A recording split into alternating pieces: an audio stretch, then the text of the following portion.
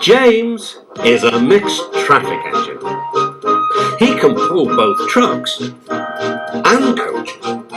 He's proud of his smart red paint, and so is his driver. Everyone says you brighten up their day, James.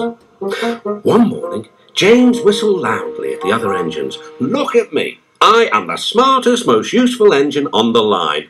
"Rubbish," replied Thomas. "We're all useful. The Fat Controller says so, and he's Sir Topham Hatt, head of the whole railway." "You know what, James?" added Percy. "What?" replied James. "You're getting all puffed up." James puffed away. Later, he was still boasting. "I'm the pride of the line." "I saw you pulling trucks today. You're only a goods engine," snorted Gordon. James was furious. "I pull coaches too." "Not as much as I do," grunted Gordon. "The Fat Controller has plans for me." James was only making this up, but Gordon believed him. "What plans?" Wait and see." "Oh dear," thought James, "now what'll I do?" Thomas was shunting shining new coaches. "Good morning, James." "Are those coaches for me?" asked James hopefully. "No, these are for Gordon's Express. I'll fetch your trucks next."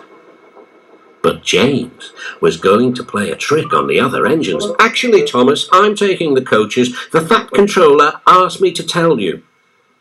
"What about the trucks?" Give them to Gordon."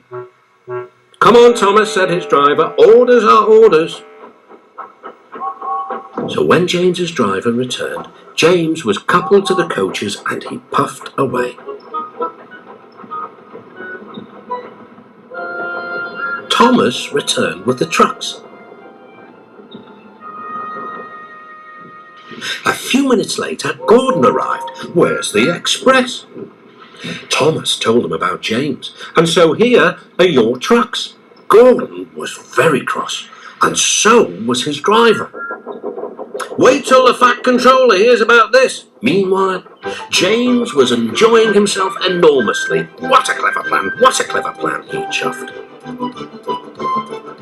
Then he saw the Fat Controller. "Some jokes are funny, but not this one, James. You have caused confusion." "Yes, sir," said James. "You will stay in your shed until you are wanted." The other engines teased James.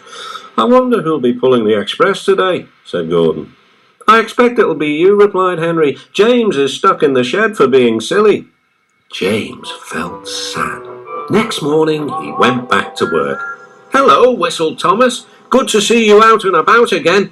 "I'm sorry I tricked you," said James. "Are these my trucks?"